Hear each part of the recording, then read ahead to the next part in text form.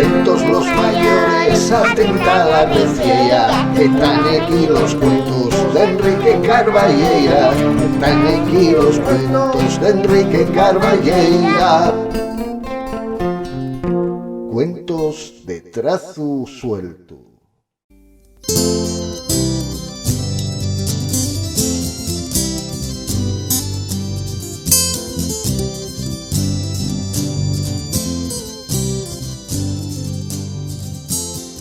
Saludos, collacios de los cuentos y les historias.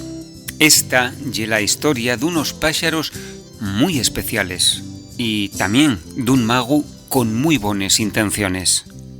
Ya lo sé, entrugaréis vos por qué estoy dibujando un gato en dos. Bien, pronto lo sabremos.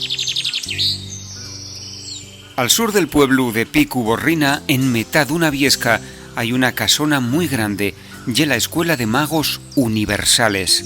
Va unos años conocí a un joven magu que estaba acabante sacar el título. Llamábase el magu Felín. Y agora, bien lo de los gatos. Lo primero que Felín fixo cuando salió de la escuela foi crear un fechizu.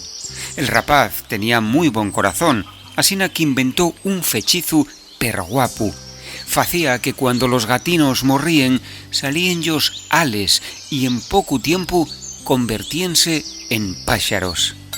Páxaros perguapos con dibuixos preciosos nes plumes y que esnalaben siempre penriba al pueblo, por los montes y les viesques.